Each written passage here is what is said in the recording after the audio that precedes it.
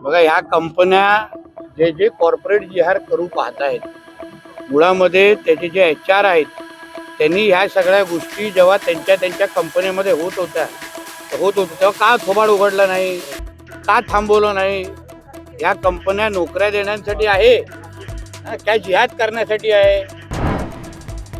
बघा, ह्या कंपन्या जे जे कॉर्पोरेट जिहाद करू पाहत आहेत, मुळामध्ये त्याचे जे HR आहेत, त्यांनी ह्या सगळ्या गोष्टी जेव्हा त्यांच्या कंपनीमध्ये होत होत्या तेव्हा का थोबाड उघडलं नाही, का थांबवलं नाही?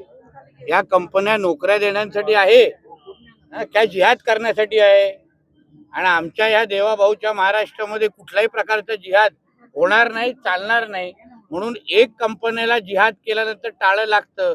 जिथे जिथे महाराष्ट्रामध्ये अशा पद्धतीचा जिहाद चालू आहे, कॉर्पोरेट जिहाद नावाचं, त्यांनी लक्ष घालावं, नाही तर टाळं तिथे पण लागेल. एक लक्षात घ्या. वारकरी संप्रदायामध्ये प्रतिगामित्वाची घुसखोरी झाली असं शरद पवारांनी वक्तव्य केलंय. नाही, मी ऐकल्यानंतर बोलू. पुण्यामध्ये खास करून जास्त प्रमाणात वेगवेगळे जिहाद होतात, तर त्याबद्दल नेमकं काय सांगा? जिथे जिथे जिहाद होणार त्या सगळ्या लोकांना ठेचणार, कमी करणार. आलाय जिहाद आमच्या हिंदू राष्ट्रामध्ये चालणार नाही. हे कोणाचा पाकिस्तान इस्लामाबाद नाही. तर म्हणून जिहाद करायचं असेल तर पाकिस्तानमध्ये अब्बाकडे निघून जा. आमच्या इकडे काय राजाग आहे? हे हिंदू राष्ट्र आहे.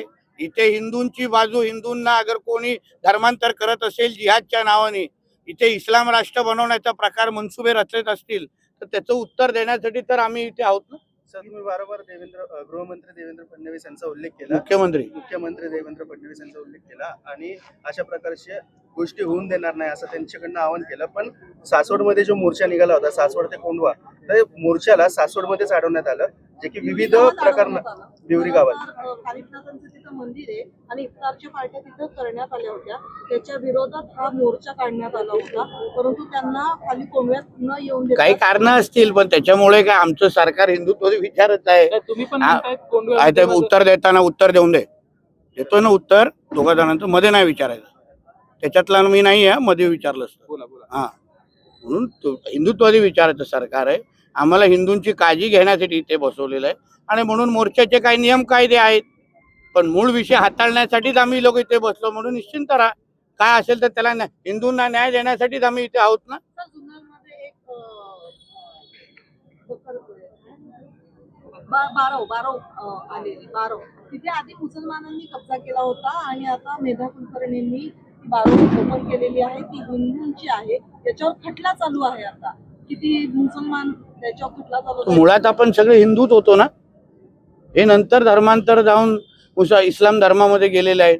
म्हणून जेवढे जेवढे जास्त घर वापसी करतील हे सगळे त्रास होणार नाहीत. सगळेजण अगर हिंदू धर्मामध्ये परत आले तर कोणालाच त्रास असे होणार नाहीत. सायली सुर्वेचं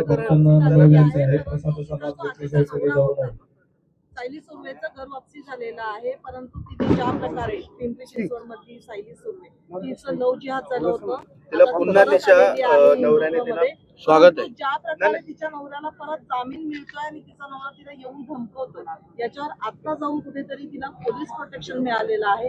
मिळालं ना. हो, पण अशा कुठल्याही बहिणींचा कुठलाही असा त्रास होत असेल तर जसं आम्ही ठणकावून सांगतो, हिंदुत्वादी विचाराचं सरकार आहे. ज्यांना ज्यांना अशा पद्धतीचा त्रास कुठल्याही आमच्या बहिणींना कोणाकडून जिहाद्यांकडून किंवा कोणाकडून होत असेल, आम्ही बसलोय ना सगळे सरकारमध्ये, मंत्रालयामध्ये आम्ही बसलोय. भगवादारांचं सरकार आहे, चिंता करू नये. झॉम्बी हा नवीन एक प्रकार आलाय. काय लगे झोंबी सगळेच प्रकार पुण्यामध्येच येत आहेत वाटतं. सर, मेट्रो स्टेशनच्या मधोमध एक मजार उभा आहे. वारंवार तक्रार करून हिंदू कार्यकर्त्यांना दाद दिली जात नाही, त्याबद्दल काय येईल सांगाल? प्रकरण आमच्याकडे येईल, आमच्या रचनेतून येईल, तेही काढलं जाईल. चिंता कुठल्याही प्रकारचा लँड जिहाद जिथे आता मेट्रोच्या प्रकल्पामधच्या इकडे तुम्ही अगर उभा होत असेल तर वेळ आणि तारीख दिसेल आणि देवाभाऊचा बुलडोजर फिरेल. कोंढव्यात हिंदू संमेलन घेणार का? कोंढव्यामध्ये तू बोलत येईल तर येतो ना. तू बोलो मी येतो. तू हिंमत दाखव, हिंदू म्हणून तू हिंमत दाखव, मी येतो. तुमच्या कार्यकर्त्यांना सांगा. मला काही हरकत नाही, कुठेही बोला. अरे काल त्या दिवशी, अरे ऐकून घे बाबा, ऐकून घे. प्रश्न विचारतो, माझं उत्तर ऐकायचं, कळलं ना. त्या दिवशी मी मुंब्राला जाऊन आलेलो आहे. तू कुठे बोलशील तिथे बोल. मस्जिदीच्या बाहेर उभं करून मला बोलायला लाव.